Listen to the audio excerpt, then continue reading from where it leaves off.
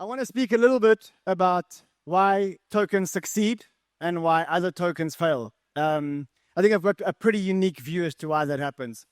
So I think the first thing we need to understand is, let's just understand the landscape under which we operate. We have today 42 or 43 million tokens that are actually live, and we have 600 million users in the world. So if you think about a world where you have a global market with 45 million tokens and 600 million users, effectively you're looking at, for every user, for every 14 users, there's one token on the market, which is absolutely crazy. And to make it worse, it's a global market, right? So how do you become the one red dot in the sea of 42 million tokens? How do you make sure that your token is a token that performs where the price outperforms the fundamentals, and not the other way around, where you have an amazing project with great fundamentals, but the problem is that you struggle to be the red dot amongst the 42 million tokens. And this problem is a problem that is very, very, very unique to crypto. Why? Because there are not many markets in the world that are truly global.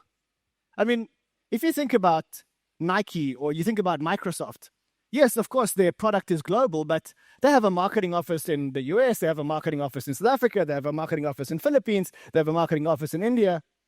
Crypto can't do that because it's a decentralized world.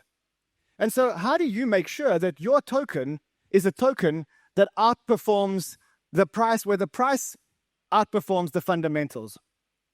And I think the answer is very simple. The answer is that you have to get attention to your token. And the reason why you have to get attention to your token is because crypto is actually about networks.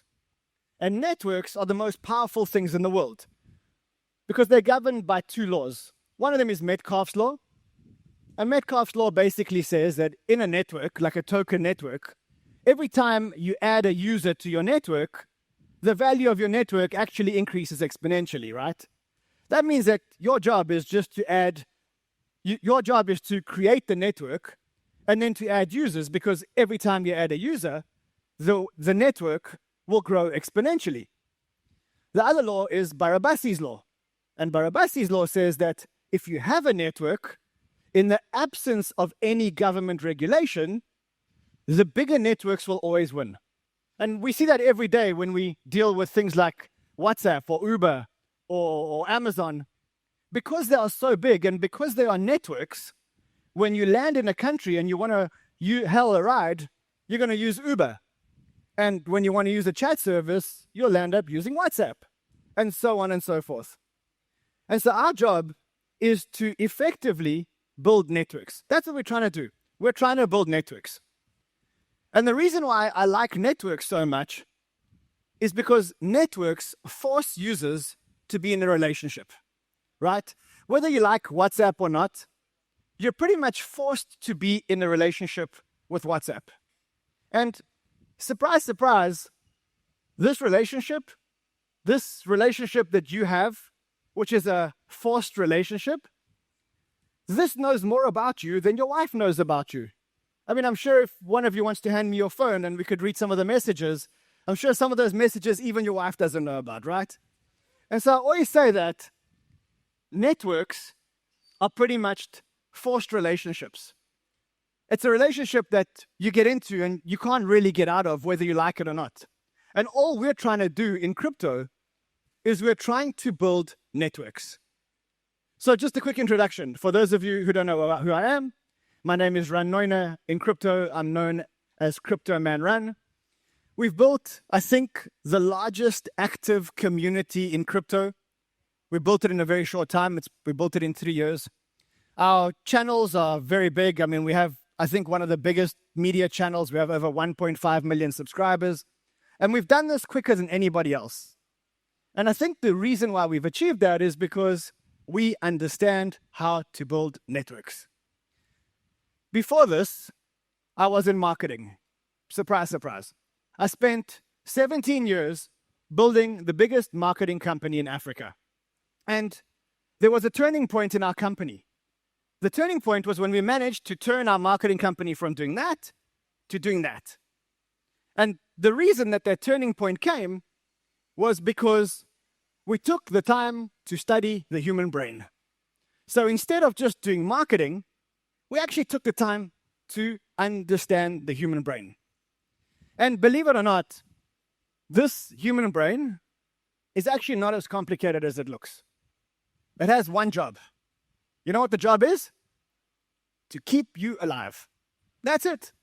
Your brain scans every single day, and it puts things into two categories. One is safe, and one is dangerous.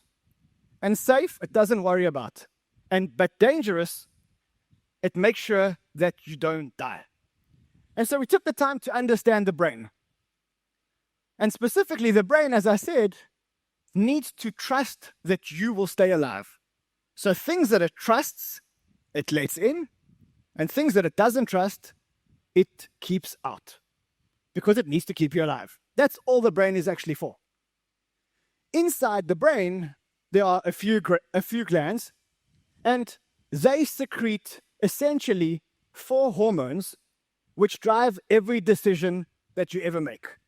Every decision that you ever make is a function of the pituitary gland, which actually secretes 4 hormones. You may have heard about these hormones: dopamine, serotonin, oxytocin. Actually, if you think about these hormones, let's quickly talk about them. You got endorphins. Anyone know what endorphins are? It's what your brain secretes when you go to gym and you feel like you're on a high and you don't have any more pain and you don't have any more stress. You want to go, you have a lot of stress? Go to gym. Your body will release this thing called an endorphin. You will be more relaxed. It's pretty simple. Then you get serotonin. Serotonin is the happy hormone. It makes you laugh. It makes you hungry. It makes you happy. People who don't have serotonin or have serotonin deficiency effectively sometimes get depressed. I think you all know this. Then you've got dopamine. And I think we're all in this industry because we love dopamine. Dopamine is the reward drug. Dopamine is the achievement drug. Dopamine is the pleasure drug. When you have a good trade and you're a guide and you've done this, it's self-recognition, it's reinforcement. It's your body releasing dopamine. This is a great drug. This you can easily get addicted to. The next drug, which is actually the most important drug, or the most important hormone, is oxytocin. What is oxytocin? Oxytocin is the chemical that the body releases when the baby goes through the mother's birth canal. And that creates a relationship between the mom and the baby. It's the hormone of attachment. It's the hormone that makes us feel connected to something. It's the hormone that makes us trust something. This, when you're building a relationship, is the most important hormone. Actually, what they're doing now to couples who are not really getting along anymore is they're injecting them with oxytocin, and they're putting them in the same room together, and they're getting them to trust and to love and to connect again. So this is the most important hormone. So if you want to break these down, you can break them down into the what and the where. What? Sorry, the where? Serotonin and endorphins. Get someone in gym and their serotonin and endorphins will probably be good. The what is happening with dopamine and oxytocin. So where I catch you, I've got to catch you in a good frame of mind. Where do I do that? I do that when your serotonin is high and your endorphins are high after a workout. I don't catch you during a day, during work, because your serotonin is low and your endorphins are low. So you're more receptive to things when your serotonin is high and your endorphins are high. And then your job as a marketer is to make sure that you get oxytocin and dopamine. Oxytocin makes you trust, and dopamine makes you feel fucking amazing. So I don't know if I'm allowed to say that. Anyway, I came into this industry in 2016, and unlike everybody else, I was a marketer, and I came into this world. It was a world full of geeks, where no one even thought about human connection and marketing. And here I am, this marketer, walking into a technological world and trying to explain to them what we're doing. As I mentioned, we managed to build a community of 1.5 million people, even bigger, and we did it in a very, very, very short period of time. And the reason is because I understood marketing. And if you think about marketing, marketing is actually very, very, very, very, very simple. You have a product. Usually your product isn't that good. Then you identify a target market. Who do you want to sell the product to? Then you come up with some crazy message, like this yogurt is actually good for you because it has cultures. Then you communicate the message. If you're good, you'll get virality. And all of those things you actually do just to build trust. Because if you build trust, you get oxytocin, and then you can build a relationship, and then people will take action. So now the question is, how do you do this in this industry? How do you evoke oxytocin? How do you get people to trust you? If you can crack that, you'll have a relationship with millions and millions and millions and millions of people. And if you have a relationship with millions and millions of people, then you get network effect and your protocol will succeed. So let's quickly break down the 5 options that you have to get into relationships and to evoke oxytocin. The first one, there's 5. The first one is paid marketing. The second one is PR. The third one is to create something with viral features. The fourth one is influence. And the fifth one is just make people rich. If you can make people rich, funny, they trust you. Don't know why. So let's break this down. First one, make people rich. If you make people rich, surprise, surprise, they trust you. Great. People trust Bitcoin. People trust, well, not Ethereum so much anymore because they made us rich, but then they took away our money. But people trust Solana. Why? Because Solana, Bitcoin, and ETH made us rich. And that's why we all love them. And we all have a relationship with them, right? I have a better relationship than Bitcoin than sometimes I have with my wife or with some of my friends, right? Why? Because Bitcoin made me rich. It's not only in crypto. If you think about the best stocks in the world, Amazon, Meta, Facebook, Google, they all have one thing in mind. The chart started low and made people rich. And if you held on, you built a relationship. And when the market dips and you have some extra money, you put it to the person or the token that you have a relationship with. So option number 1 is just make people rich. And if you make people rich, you'll build amazing fucking relationships. Only problem is that the market structure doesn't allow for that anymore. Because unless you're launching your token at a $10 billion market cap, you're not accepted by the market. And so unlike the old days where we launch at 0 and make millions of people rich, here we launch high and we make millions of people poor. And then there's no oxytocin, and there's no dopamine, and there's no trust, and there's no relationship, and nobody cares about your token ever again. So the first way to do it is just to make people rich. If you make people rich, you will give them oxytocin because they will trust you, and you will give them dopamine because they feel like gods because they bought your token, the token went up, the body said, you're a genius, that's called self-reinforcement, and then you score very high on the marketing scorecard. So option number 1, just make people rich. Let's go to option number 2. You can try and do airdrops, but airdrops are like a one-night stand because people don't work to make the money, and so they just dump your airdrop token. And so I always call airdrops a one-night stand. The people will feel rich, it doesn't score anything on oxytocin, no trust, no reinforcement, and it's done. The second way to get into a relationship is to do paid marketing. How many of you have done paid marketing? Put your hands up. Okay. The problem with paid marketing is you're starting from a point of 0 trust. And 90% of the time that you spend and the money that you spend is actually just to get trust. And 10% is just to get the action that you want. So you're spending 100, 90 is going to build trust, and you're only getting 10% worth of value. Doesn't work. But if you're going to do it, you got to do it properly. Get a real agency, spend a lot of money, do bold things, because remember that the brain's function is to keep you alive. And so unless you're doing something bold, like getting a zip line over here, you ain't going to win. And so paid marketing really doesn't work. You can do PR. How many of you have done PR? Put your hands up. Okay. You spend a lot of money to churn out news articles, of which there are a billion. There are more news articles than tokens every single day. How do you get noticed? You don't. Bad PR. You can do good PR, which is doing interviews and connecting emotionally with an audience, but it's very hard to maintain that. Trump did a very good job. Raoul Paul does a very good job. The reason why Trump won the election is because he went on a lot of podcasts. We all got to know him. Even those that didn't like him started to love him. The oxytocin released, and when the oxytocin released, Trump won the elections. And that is the importance of doing PR.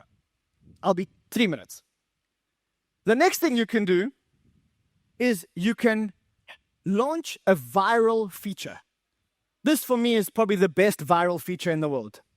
Every time you make money, you share this viral feature, which I think Bybit created, on Twitter and on Instagram. What does it do?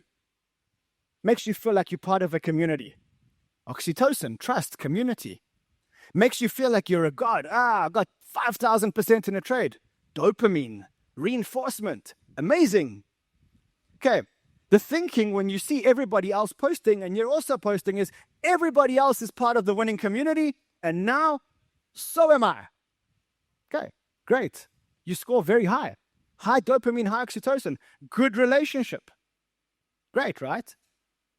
Let's talk about one more, and one that's really, really, really close to my heart, and one that I think is really the most effective. Because if there are 50 million tokens, and there are 600 million users, and there's about 12 tokens per user, one way is to be able to get influence attention. Now, what do we mean by influence? It's the ability to take attention and move it from one place to another. Let's talk a little bit about influence. Because influence is actually a formula. How much attention do you have? And how much credibility do you have? So if I have high attention, lots of people looking at me, and I have high credibility, a lot of people will do what I say. If I have high attention, but I have no credibility, people won't do what I say, right? It's pretty simple math. So influencers are always juggling, trying to get more attention by doing things that are just stupid enough to still keep you credible. It's pretty simple, right? That's what influencers are doing. They're trying to get more attention and still keep their credibility. I learned this when I started being an influencer, which I never actually planned. Credibility equals trust. And if you followed our talk and you know some maths, trust equals oxytocin. So if an influencer who you trust tells you to do something, oxytocin is a tick. And if you do it and you land up making money, dopamine is a tick. I learned this. I came from the marketing world where I hated influencers because I didn't think they added value. And then I became an influencer by surprise. And I realized just how powerful this attention actually is. An influencer is your gateway to trust. It's the cheapest and easiest way to direct attention. So let's use an example. If you have a bad influencer, and I use BitBoy because I think he's pretty much gone down, but he has no attention and no credibility, so he can't help you on your journey. But if you have a good influencer, or you have a fund, these funds are actually influencers. When Multicoin Capital says that they're investing in a project, these guys are actually influencers because we all trust what Multicoin Capital does, and they have a lot of attention. And so if you start understanding how the human brain works, and you start understanding that the key thing that you're trying to achieve to build relationships is actually trust, you'll find that the cheapest way to buy trust is through influence. Now, I'm not saying that you should engage with YouTube influencers, but I think you should surround yourself with people that have high attention and high credibility. And those are the people that need to be involved in your project. And if you do, you shortcut the route to getting trust. You shortcut the route to relationships, and you shortcut your way to network effects, which are the most powerful effects in the world. So that's the formula. And if you look at how this formula has been applied, I wanted to show you an example, because I know you guys are all crypto investors. You remember Aptos and Sui. Aptos and Sui always moved together. Aptos went up, Sui went up. Aptos went down, Sui went down, right? Until one day, Sui went much higher than Aptos. What happened? That's what happened. Raoul Pal and many others who had high attention and high credibility started to endorse this protocol. And the community started to trust, and they started to buy, and they started to invest, and they built network effects, and the rest is history. So listen, I'm very much over my time, but I think you guys have now got the roadmap, and I think you understand the way to build trust, credibility, and ultimately build network effects. Thank you very much.